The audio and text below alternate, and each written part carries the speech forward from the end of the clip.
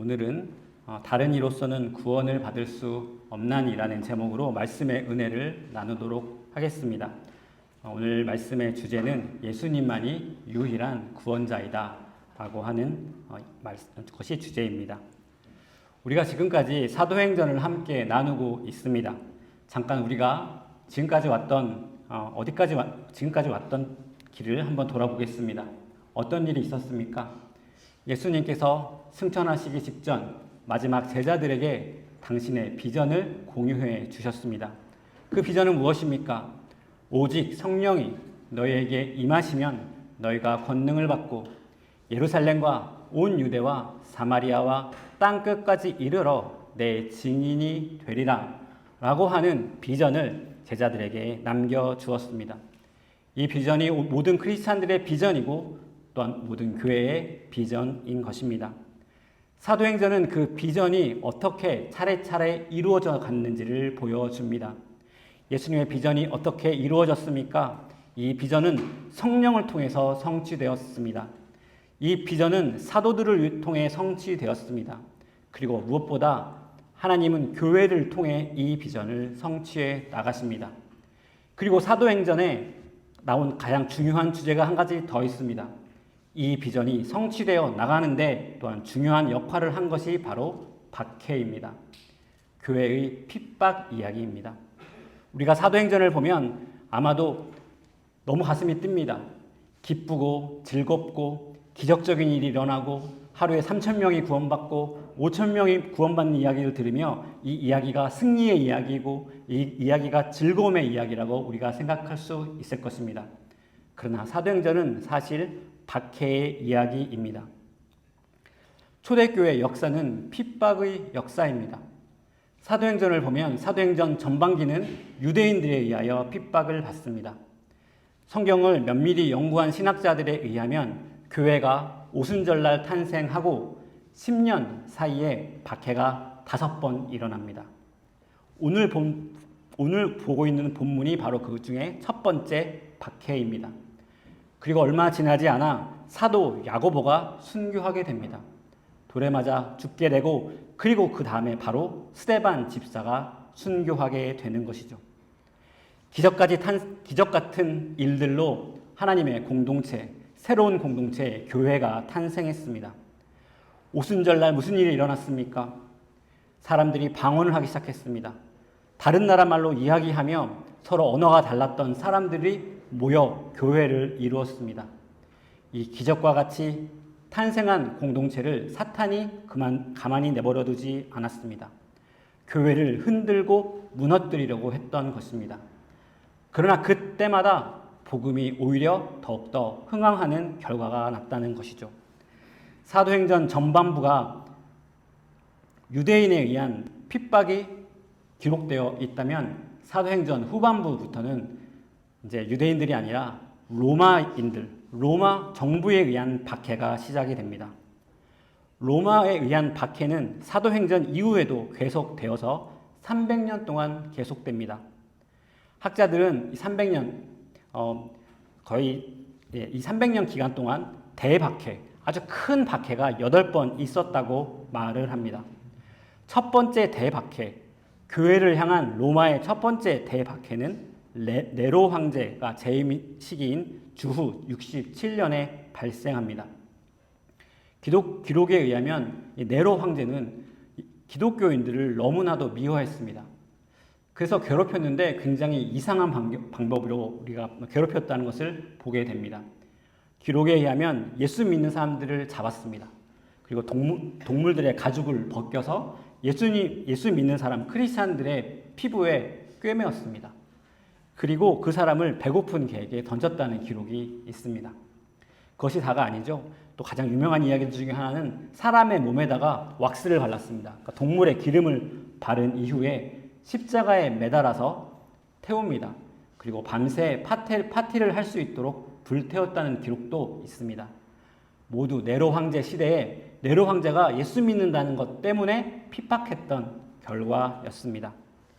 네로 황제 이후에 두 번째로 일어난 대박해는 도미티우스라는 황제가 등장해서 AD 91년에 발생하게 됩니다. 도미티우스 황제는 자신의 형상을 로마 곳곳에 가져다 놓았습니다. 그리고 그것을 워십, 예배하도록 명령했습니다. 크리스찬들은 그것을 받아들일 수가 없었지요. 기독교인들을 향한 대규모 박해가 일어나는 계기가 됩니다. 기록에 의하면 도미티안 황제의 정부는 기독교인들을 죽이는데 불에 태워 죽이고 목 매달아 죽이고 끓는 물 속에 기독교인들을 집어넣었다는 기록도 있습니다. 돌로 쳐서 기독교인들을 죽였다는 그리고 가장 끔찍한 이야기는 쇠를 불에 달구어서 몸을 사지를 절단했다라는 기록도 있습니다. 이런 박해는 계속됩니다. 300년 동안 계속되죠. 어떨 때는 노골적이고 이렇게 심각한 육체적인 그런 박해를 하고 또 어떨 때는 조용한 시절도 있었습니다. 그러나 그 조용한 시절 경우에도 정신적인 압박을 가하게 됩니다. 어떤 경우는 핍박이 눈에 띄었고 다른 경우는 눈에 띄지 않는 핍박도 있었습니다. 그러나 핍박이 없었던 적은 없었다는 것이죠. 2000년 동안 그리고 오늘날에도 기독교인에 대한 핍박은 계속되고 있습니다. 오늘 본문은 교회가 탄생한 이후 첫 번째로 기록된 핍박에 대한 것입니다. 1절에서 3절을 보면 사도들이 백성에게 말할 때에 제사장들과 성전 맡은 자와 사두개인들이 이르러 예수 안에 죽은 자의 부활이 있다고 백성을 가르치고 전함을 싫어하여 그들을 잡음에 날이 이미 저물었으므로 이튿날까지 가두었으나 베드로와 요한을 잡아 가두게 됩니다. 언제 잡혔느냐? 사도들이 백성에게 말을 할 때 그때 잡히게 됩니다. 사도들이 무슨 말을 하였습니까? 우리가 지지난주에 함께 나누었던 것처럼 베드로와 요한이 성전 미문에 있는 성전을 방문하게 되죠. 성전 미문에 앉아서 구걸하고 있던 한 남자를 마주치게 됩니다. 그리고 그 남자를 향하여 내가 내게 있는 것으로 내게 주니 예수 그리스도의 이름으로 일어나 걸으라 말하며 그 사람의 팔을 붙잡고 일으켜 세우는 것이죠. 그래서 그 사람이 뛰며 하나님을 찬양하는 기적이 일어나게 됩니다. 그러니까 그것들을 보고 사람들이 몰려들지요. 거기에서 베드로가 담대히 복음을 전파합니다. 예수 그리스도의 십자가와 부활의 복음을 전하게 되는 것입니다. 그런데 그것을 듣고 있던 사두개인들, 성전 맡은 자, 제사장들이 이들을 체포하게 됩니다. 이들은 당시에 종교 엘리트였습니다. 성전에서 일을 하면서 유대교의 가장 상층부에서 영향력을 행사하던 사람들이었습니다. 이들은 부활을 믿지 않았지요. 그런데 예수님이 부활하셨다고 하는 것을 선포하니까 더 이상 그것을 선포하지 말라고 하면서 제자들을 체포해 옥에 가두게 되는 것입니다. 무엇이 문제입니까? 사도들이 거리로 나와 복음을 전파한 것이 문제였습니다. 이것이 기독교인이 박해, 퍼시큐션을 받기 시작한 이유입니다. 우리들끼리만 모여 있을 때는 아무 문제가 없었습니다. 방에 모여서 방언으로 기도하고 그곳에서 기적이 일어나고 많은 사람들이 병을 고쳐질 때는 아무 문제가 없었습니다. 함께 성경 공부를 하고 기도할 때도 문제가 없었습니다. 그런데 밖에 나가서 복음을 선포하니까 박해를 받게 된 것입니다. 조용히 신앙생활하면 되는데 전도하니까 예수님이 구주라고 선포하니까 핍박을 받게 되는 것입니다. 우리끼리 있으면 평화롭습니다. 그러나 복음을 전하면 외부로부터 박해를 받게 되는 것입니다. 그것이 성경이 증거하고 있는 기독교의 역사입니다. 오늘날 세계를 세속사회라고 말합니다. Secular Age라고 말을 하죠.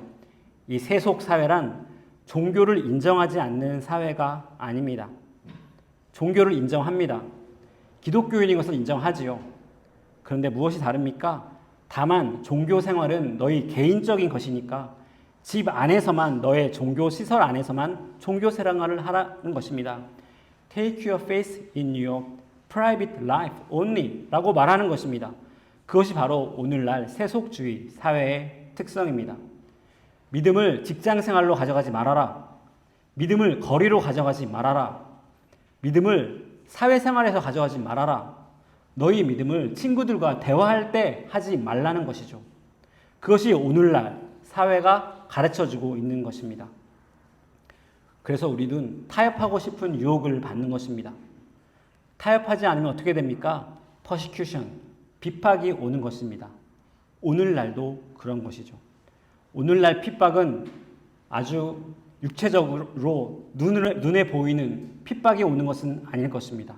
그러나 훨씬 더 서틀한 방법으로, 미묘한 방법으로 예수 믿는 사람을 핍박하고 있는 것입니다. 잘못하면 광신도라는 말을 들을 텐데, fanatic, religious fanatic이란 말을 내가 들을 텐데 어떻게 하지라며 조심하게 되는 것이죠. 이것이 오늘날 우리 호주에 사는 21세기 호주에 사는 기독교인들이 겪고 있는 박해입니다. 제가 어제 해가 질 때쯤에 로즈의 물가에 앉아 있었습니다. 설교 준비를 하다가 가족들 오라 그래서 거기 식사를 하고 잠깐 쉬면서 앉아 있었는데 어떤 분이 목에다가 붉은색으로 어떤 팻말을 하고 막 이렇게 빠른 걸음으로 걸어가고 있었습니다. 굉장히 큰 글자로 써 있었는데 아무 말씀도 안 하시고 조용히 걸어가고 있었습니다. 빠른 걸음으로 걸어가며 사람들과 눈이 마주치면 이렇게 웃으시면서 미소를 지으시면서 걸어가고 계셨습니다. 그래서 제가 그 팻말을 저는 못 봤는데 우리 자녀가 봐서 뭐라고 써 있었냐고 물어봤더니 거기에 Jesus will return 이라고 했었다고 합니다. Jesus will return이라고 하는 팻말을 세우시고 한 70대의 노인이 아주 큰 글씨로 써있고 빠른 걸음으로 이 로즈에 있는 물가를 이렇게 왔다 갔다 하시는 것을 제가 보았습니다. 그리고 눈이 마주치시면 웃어주시고 인사하시는 것이죠. 그분의 빠른 걸음걸이와 또 조용히 팻말만 가지고 다니시는 모습, 그리고 눈 마주칠 때마다 웃어주시는 모습을 보면서 저는 그분이 아마 이런 방식으로 하신 것은 아니었을 거라는 생각도 들었습니다.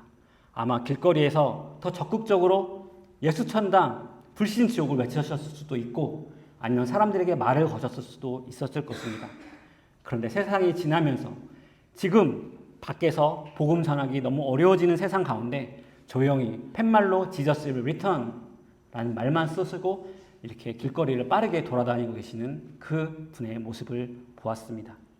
얼마나 많은 이야기를 그동안 들으셨을까? 얼마나 조심해야 한다는 이야기를 들으셨을까? 그러면 그분을 생각하며 마음이 또 안쓰러워졌고 또 그분을 하나님께서 기억하시고 복 주시기 원한다는 기도를 하게 되었습니다. 여러분, 오늘날에도 크리스찬으로 산다는 것은 핍박을 받는다는 것을 의미합니다. 예수님을 믿는데 아무런 핍박이 없다면, 아무런 문제를 못 느낀다면, 어떤 갈등도 존재하지 않는다면 우리의 믿음을 한번 돌아보아야 한다는 것입니다. 이 종교 지도자들이 기독교인들을 왜 이렇게 핍박했는가? 왜 이렇게 유대인들이 기독교인들을 핍박했는가? 6절을 보면 대제사장 안나스와 가야바와 요한과 알렉산더와 및 대제사장의 문중이 다 참여하여 재판을 하는데 재판을 하는 사람들의 이름이 나옵니다. 그 당시에 대제사장은 가야바였는데 그 전임 대제사장이 안나스였습니다. 이 안나스와 가야바는 서로 안나스가 가야바의 장인이었어요. 근데 이 사람들이 지금 종교 지도자들로서 우리 베드로와 요한을 재판하고 있는 것이죠. 이 사람들이 어떤 사람들이냐? 요한복음 11장에 보면 우리가 가야바의 이름을 다시 한번 보게 됩니다. 그리고 이들이 왜 이렇게 예수님을 싫어했는지, 왜 이렇게 믿는 사람들을 박해했는지에 대한 힌트를 알 수 있습니다. 요한복음 11장 47절부터 50절을 보면 이에 대제사장들과 바리새인들이 공회를 모으고 이르되 이 사람이 많은 표적을 행하니 우리가 어떻게 하겠느냐? 만일 그들을 이대로 두면 모든 사람이 그를 믿을 것이요 그리고 로마인들이 와서 우리 땅의 민족을 빼앗아 가리라 하니 그 중에 한 사람 그 해의 대제사장인 가야바가 그들에게 말하되 너희가 아무것도 알지 못하는도다. 한 사람이 백성을 위하여 죽어서 온 민족이 망하지 않게 되는 것이 너희에게 유익한 줄로 생각하지 아니하는도다 하였으니 바로 이렇게 말한 가야바가 베드로와 요한을 가두고 재판한 사람이었습니다. 이 종교 지도자들은 어떤 사람들이었냐? 부활이 없다고 가르쳤습니다. 이 세상이 전부 다라고 가르친 사람들이었습니다. 이들은 로마와 특별한 관계를 유지하고 있었습니다. 자신들이 특권층으로서 특별한 대접을 누리고 있었습니다. 경제적인 부를 누리고 있었고 또한 정치적인 권력을 누리고 있었습니다. 그런데 예수님이 기적을 일으키니까 불안해진 것입니다. 사람들이 예수님을 따르는 것이 불안했습니다. 예수님이 가져올 변화가 싫고 두려웠습니다. 이들은 예수님이 일으킨 기적을 믿지 못한 것이 아닙니다. 이들도 눈으로 예수님의 기적을 보고 들었습니다. 그런데 이들에겐 예수님이 누구신지, 예수님이 무엇을 하셨는지가 중요한 게 아니었습니다. 이들에게는 현재의 생활, 현재의 잘 먹고 잘 사는 삶을 유지시키는 것이 가장 중요한 일이었습니다. 당시 종교 지도자들의 모습입니다. 그들이 왜 예수 운동을, 하나님 나라 운동을 핍박했던 이유입니다. 심지어 이들은 예수님이 부활했다는 것도 알았습니다. 마태복음 28장을 보면 예수님의 몸이 사라진 사건을 경비원들이 목격하고 합니다. 그리고 그들이 종교 지도자들에게 그 서실을 가지고 가는데 마태복음은 그 장면을 이렇게 기록합니다. 11절을 보니까 마태복음 28장 11절을 보면 여자들이 갈 때 경비병 중 몇이 성에 들어가 모든 된 일을 대제사장들에게 알리니 경비병이 예수님이 부활한 사실을 보았습니다. 그리고 그것을 증거해서 대제사장들에게 알리죠. 그리고 12절을 보면 그들이 장로들과 함께 모여 의논하고 군인들에게 돈을 많이 줍니다. 장로들과 함께 모여 의논합니다. 일을 어떻게 해야 되는지. 그러면서 군인들에게 돈을 주지요. 13절을 보면 이르되 너희는 말하기를 그의 제자들이 밤에 와서 우리가 잘 때에 그를 도둑질하여 갔다 하라. 경비병들이 자신들이 목격한 장면을 보고하자 돈을 주면서 부활에 대하여 거짓말을 하라. 부활은 일어난 것이 아니라는 거라고 말하라고 했던 것을 우리가 보게 되는 것이죠. 당시 종교 지도자들에겐 예수님께서 부활하셨느냐 아니냐가 중요한 것이 아니었습니다. 그것 때문에 자신들이 이 세상에서 누리고 있는 권력과 부요를 잃어버리는 것이 두려웠던 것입니다. 종교 지도자들이 제자들에게 이렇게 묻습니다. 7절을 보면 사도들을 가운데 세우고 묻되 너희가 무슨 권세와 누구의 이름으로 이 일을 행하였느냐. 이들에게 중요한 것은 복음이 선포되고 병든 자가 낫고 죽은 사람이 부활한다는 사실이 아니었습니다. 누구의 권세로, 무슨 권력으로, 무슨 권한으로, 누가 허락해서 너희들이 이 앉은 병인을 일으키고 복음을 전파하느냐고 묻는 것입니다. 살아있는 복음이 중요한 것이 아니라 이 세상 것이 중요한 것입니다. 세상의 권력에만 관심이 있는 종교 지도자들을 보게 됩니다. 하나님을 열심히 섬긴다는 종교 지도자들이었지만 사실 그들에게 중요한 것은 이 세상에서 누리는 권력과 풍요였습니다. 그것이 손상을 받을까 봐 복음의 능력을 부인하는 것입니다. 그것이 너무 중요해서 이 세상에서 누리고 있는 부요와 안정이 너무 중요해서 복음을 선포하는 제자들을 핍박하고 있다고 성경은 말하고 있는 것입니다. 여러분, 우리의 모습은 어떻습니까? 오늘날 우리가 믿음 생활을 한다고 하지만 그것이 혹시 이 종교 지도자들의 종교 생활은 아닙니까? 우리가 기도하고 예배하고 하나님을 찬양한다고 하지만 우리가 구하는 것이 무엇입니까? 세상 사람들과 하나도 다를 것이 없지 않습니까? 그렇지 않다면 왜 우리의 신앙생활에 건강과 돈과 자녀가 잘 되는 것, 사업이 번창하는 것에만 우리의 기도 제목이 국한되어 있느냐는 것입니다. 우리 가운데 사도 개인과 같은 마음이 있지 않냐고 오늘 말씀은 우리에게 도전합니다. 그러자 제자들이 이렇게 대답합니다. 10절을 보면 너희와 모든 이스라엘 백성들은 알라 너희가 십자가에 못 박고 하나님이 죽은 자 가운데서 살리신 나사렛 예수 그리스도의 이름으로 이 사람이 건강하게 되어 너희 앞에 섰느니라. 누구의 권한으로 했느냐? 누구의 능력으로 했느냐? 사람의 능력이 아니라 부활을 가능하게 한 하나님의 능력으로 이 병든 사람이 고쳐졌다는 것입니다. 누구의 이름으로 이 사람이 건강하게 되었느냐? 십자가에 달려 죽으시고 부활하신 예수의 이름으로 이러한 기적이 일어났다고 이 많은 사람들, 자신을 대적하는 사람들 앞에서 복음을 전하고 있습니다. 성령에 충만한 베드로가 하고 있는 것입니다. 11절을 보면 이 예수는 너희 건축자들의 버린 돌로서 집 모퉁이의 머릿돌이 되었느니라. 너희가 예수 그리스도를 버렸지만 그것을 통하여 하나님께서 새로운 나라, 새로운 공동체, 교회의 모퉁이 돌이 되게 하였다. 코너스톤이 되게 하였다고 베드로가 담대하게 선포하고 있습니다. 그리고 12절 말씀을 베드로가 선포합니다. 12절 말씀은 오늘 본문에서 가장 중요한 말씀입니다. 기독교 역사에서 가장 중요한 말씀일 수도 있습니다. 2000년 동안 교회가 왜 핍박받아 왔으며 오늘날 우리가 왜 핍박받아야 하는지에 대한 말씀이 바로 12절 말씀입니다. 다른 이로서는 구원을 얻을 수 없나니 천하 인간의 구원을 얻을 만한 다른 이름을 우리에게 주신 일이 없음이니라 하였더라. 예수님이 유일한 구원자라고 베드로가 선포합니다. 구원받을 수 있는 다른 이름이 없다는 것입니다. 당시의 로마 시대, 다신교회 시대였습니다. 신이 여러 명 있었고 구원자도 여러 명 있었습니다. 특히 로마 황제가 구원자였습니다. 그런 상황에서 베드로와 요한은 오직 예수 그리스도만이 구원자라고 선포를 합니다. 이것이 초대 교인들이 핍박을 받은 결정적인 이유입니다. 이것만 아니면 2000년 동안 교회가 핍박을 받지 않았을 것입니다. 이 진리만 아니라면 오늘날 우리도 핍박을 받을 필요가 없습니다. 이들은 오직 하나님이 한 분이라고 선포했던 사람들이었습니다. 그 말은 다른 민족들이 믿는 모든 신은 가짜라는 의미였습니다. 이들은 오직 예수님만이 한 분 구원자라고 선포했습니다. 그 얘기는 로마 황제가 구원자가 아니라는 이야기고 다른 어떤 방식으로도 구원받을 수 없다는 이야기입니다. 이것 때문에 모든 사람들이 불편해했다는 것입니다. 당시에 많은 신이 있었습니다. 많은 구원자가 있었다고 모든 사람들이 동의했던 시대였습니다. 다원주의의 시대였고 다신론의 시대였습니다. 너도 맞고 나도 맞다 그것만 인정했더라도 이 처음 교회는 핍박을 피할 수 있었을 것입니다. 그러나 초대 교인들은 처음 교회의 교인들은 처음부터 이 진리를 포기하지 못했습니다. 이들은 이 진리를 포기하거나 타협할 수 없었습니다. 오늘날 우리 사회를 다원주의 사회라고 말합니다.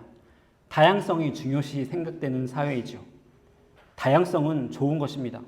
서로를 인정하는 것도 좋은 일이죠. 어떤 명제도 옳을 수 있고 틀릴 수도 있다고 배웁니다. 나도 맞을 수 있고 너도 맞을 수 있다고 생각합니다. 호주가 다양성을 중요하게 생각하는 국가이기 때문에 사실 우리도 호주 사회에서 함께 살고 있는 것도 사실입니다. 그런데 우리는 이 다원주의 세계에서 너도 맞고 나도 맞고 우리 모두 맞을 수 있다고 말하는 세계에서 하나님은 한 분이시고 예수 그리스도가 유일한 구원자라고 믿고 말하고 있는 사람들입니다. 이 사실은 우리의 주장을 듣는 사람들뿐만 아니라 그것을 믿고 전해야 하는 우리들도 무척 불편하게 만드는 것이죠. 우리는 점잖고 유연한 사람이 되고 싶어 합니다. 그렇지 않습니까? 지적인 사람인 것처럼 보이고 싶어 합니다. 그런데 다른 사람들에게 예수님이 유일한 구원자라는 말을 해야 하는 것이 바로 처음 교회의 사명이었다는 것입니다. 하나님은 사랑의 하나님이고 예수님의 가르침도 너무 좋은데 구원자는 오직 한 분이라는 그 사실이 불편한 것이 사실입니다. 그것만 아니면 모두가 사이좋게 지낼 수 있을 것 같습니다. 여러분, 구원자가 한 명이라고 가르치는 것은 우리 기독교밖에 없습니다. 유일신을 믿는 이슬람도 구원을 받을 수 있는 방법이 여러 가지라고 말합니다. 이 코란에 보면 총 25명의 선지자의 이름이 나오는데 그들이 가르치는 것만 믿으면 그 중에 한 명의 선지자만 믿으면 구원을 받는다고 말을 하고 있습니다. 제가 어떤 유대인 랍비를 만난 적이 있는데 그 랍비도 모든 종교는 하나님 앞에서 그 자리가 있다. 그렇게 그 랍비가 말하는 것을 제가 들은 적이 있습니다. 모두 종교다원주의를 말하고 있는 것이죠. 그런데 우리는 그렇게 할 수 없다는 것입니다. 우리는 불편하지만 우리를 불편하게 하고 또 우리 대화 상대자를 불편하게 하지만 구원자는 한 분이시라는 사실을 믿고 선포하는 것이 바로 우리들의 사명이라는 것입니다. 요한복음 14장 6절을 보면 예수께서 이르시되 내가 곧 길이요 진리요 생명이니 나로 말미암지 않고는 아버지께로 올 자가 없느니라. 예수님만이 하나님께 이르는 길이라는 것입니다. 만약 이 사실이 적당히 타협해도 되는 것이었다면 베드로와 요한이 오늘 본문에 핍박받을 필요가 없었을 것입니다. 유대인들도 성경을 읽고 제사를 드리는 사람들 아닙니까? 얼마나 하나님을 열심히 믿는 사람입니까? 밤낮으로 구약 성경을 믿으며 읽고 공부하는 사람들입니다. 그런데 그들도 예수 없이는 구원받을 수 없다고 베드로는 말해야 했습니다. 예수님이 유일한 구원자라는 사실이 그저 적당히 타협해도 되는 것이었다면 기독교 역사 2000년 동안 수없이 많은 사람이 순교해야 될 이유가 없었을 것입니다. 그저 나도 맞지만 너도 틀린 것은 아니야 이 말 한마디 했다면 죽지 않았을 것입니다. 그러나 그들은 그렇게 할 수 없었습니다. 오늘날 우리도 그렇다는 것입니다. 오늘날도 많은 기독교인들이 이 사실 때문에 고난을 받습니다. 오픈 도어즈라고 하는 단체가 있습니다. 전 세계에서 박해받는 기독교인들을 돕는 단체입니다. 이 단체가 내놓은 데이터에 의하면 전 세계 기독교인의 7분의 1이 심각한 박해를 받고 있습니다. 대략 3억 6천만 명, 360 million people of Christian이 under severe persecution, 극심한 박해 가운데 살고 있다는 것입니다. 어떤 사람들은 예수를 믿는다는 것 때문에 직업을 잃고 어떤 사람들은 학교에서 교육을 받을 수 없습니다. 어떤 사람들은 예수 믿는 것 때문에 체포되고 죽임을 당하는 경우도 있다는 것입니다. 만약에 예수님 외에도 구원받을 길이 있다면 이들이 이렇게 박해를 받을 이유가 없다는 것입니다. 이슬람이 말하는 것처럼 그저 예수는 많은 예언자들 중 많은 구원자 중 하나라고 말하면 그뿐이라는 것입니다. 천하 만민 중 예수 그리스도 외에 구원받을 이름이 없기 때문에 오늘날에도 많은 선교사님들이 자기의 캐리어를, 자기의 경력을 희생하면서 또한 여러 가지 경제적인 번영을 희생하면서 세계 곳곳에 나가 복음을 전파하고 있는 것입니다. 예수님이 유일한 구원자가 아니라면 그럴 필요가 없는 것입니다. 제가 지난주에 우리 선교 부장님과 함께 5번 장로교회 이기선 목사님을 만났습니다. 2시간 정도 식사를 하고 커피를 마시며 대화를 했는데 많은 도전을 받았습니다. 목사님이 너무 겸손하시고 조심스러운 태도에 첫 번째로 도전을 받았고 두 번째로 그 목사님이 전해주시는 이야기에 도전을 받았습니다. 그 목사님은 세순교회 부목사로 계실 때 5번 장로교회가 성도가 없어서 또 교단에서 건물을 팔려고 한다는 이야기를 듣고 교단에 직접 찾아가게 됩니다. 그리고 5번 지역에서 내가 무슬림들을 선교하겠다라고 하는 계획을 짜서 갔습니다. 그리고 그 계획을 말하고 한 1년 동안 이 사람이 어떤 사람인지 검증하는 그런 것을 거쳐서 드디어 그곳에서 사역을 하게 됩니다. 첫 1년 동안은 아마도 세순교회에서 선교부들이 같이 와서 1년 동안 섬기고 그 다음부터는 그분들이 다 세순교회로 돌아간 이후에 혼자서 그 가정만 그 교회를 지키고 계십니다. 5번이 어떤 곳입니까? 바로 근처에 제일 큰 모스크가 있는 곳입니다. 그곳에 교회가 있는 것이죠. 목요일에는 길거리에 나가서 선교를 한다고 합니다. 무슬림인 사람들을 향하여 선교를 합니다. 때로는 법적인 그런 송사에 휘말릴 때도 있습니다. 그곳에서 매주 목요일마다 선교를 합니다. 교회를 하고 그리고 무슬림 사람들이 예수님을 믿기 하기 위하여 기도하고 복음을 전파하는 것입니다. 온갖 인종이 다 모여있는 곳입니다. 여러분 우리 교회는 어떤 교회입니까? 다들 믿음이 좋고 성숙한 사람들이 많이 모여있는 교회입니다. 그런데 그 교회는 이분은 1세대 한국인이 아닙니까? 그러니까 영어보다 한국말이 훨씬 편하신 분인데 그분이 거기서 설교하시고 하시다 보니까 굉장히 많은 온갖 사람들이 다 옵니다. 제정신인 사람도 있는데 제정신이 아닌 사람도 그 교회에 온다고 합니다. 예배를 드리면 옷을 벗고 교회 안에 들어오는 사람들도 있고 별의별 사람들이 다 있다고 합니다. 그곳에서 혼자 사역을 하시는데 스트레스도 엄청 받고 계시다고 하고 또 보니까 작년에는 또 심각한 수술을 하셔야 했다는 것이죠. 왜 그렇게 합니까? 왜 큰 대형 교회에서 부목사로 열심히 인정받으며 편안한 사역을 하다가 왜 그런 일을 해야 합니까?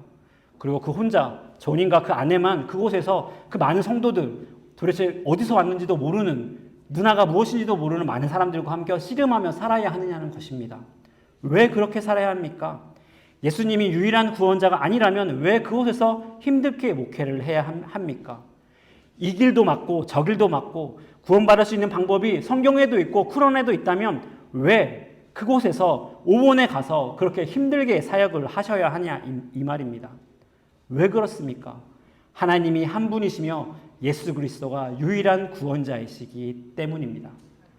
여러분, 우리가 다음 세대 사역을 중요하게 생각합니다. 왜 다음 세대 사역을 중요하게 생각합니까? 왜 그냥 애들한테 잘 가르치고 나머지는 믿음의 문제는 네가 다 컸으니까 알아서 해라고 말할 수 없습니까? 왜 이제 우리 아이들이 너희들이 이제 다 컸으니까 교회 가는 문제는 네가 마음대로 결정해.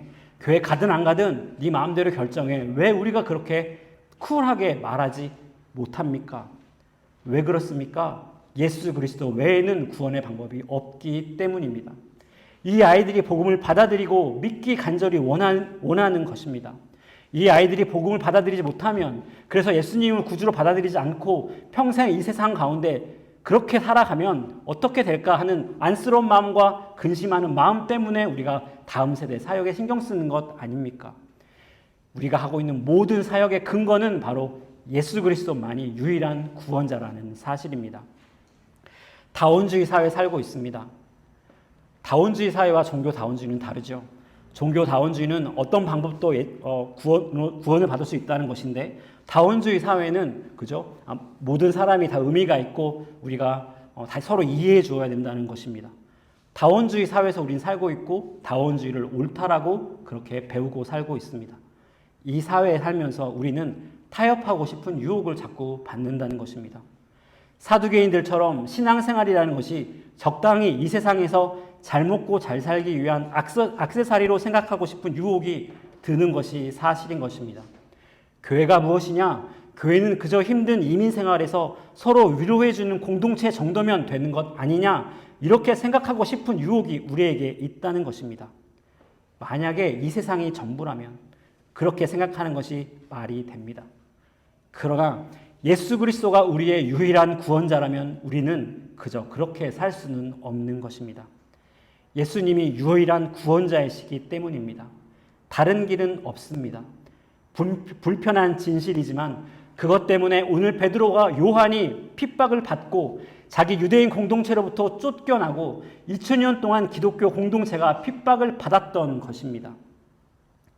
왜 예수님이 유일한 구원자입니까? 예수님 외에 누가 하나님의 아들입니까? 예수님 외에 누가 영원한 분이십니까? 예수님 외에 누가 아무런 죄를 짓지 않으셨습니까? 예수님 외에 누가 우리 모두의 죄를 위해 하나님께 화목 제물이 되셨습니까? 예수님 외에 누가 죽음을 이기고 부활하셨습니까? 예수님 외에 누가 우리를 위해 지금도 중보하십니까? 예수님만이 우리의 구원자라는 것입니다. 세상은 우리에게 타협하라고 말합니다. 타협하면 모든 것이 편해지지 않겠느냐고 말합니다. 우리가 모두와 평화롭게 지낼 수 있을 것이라고 말합니다. 그러나 처음 교회의 사도들은 기꺼이 불편함을 감수했습니다. 핍박을 기꺼이 감수했습니다.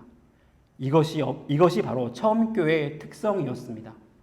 우리는 가능하면 많이 포용하려고 합니다. 제가 늘 설교하지만 교회라고 하는 것은 다양한 사람들이 모여있는 곳입니다. 다양한 MBTI 사람들이 모여서 서로 이해하고 사랑하며 함께하는 곳이 교회입니다. 다양한 고향을 가진 사람들이, 고향에서 태어난 사람들이 모여 함께하는 것이 교회이고, 다양한 정치적 성향을 가진 사람들이 함께하는 곳이 교회입니다. 우리들 사이에 생각이 다를 수 있습니다.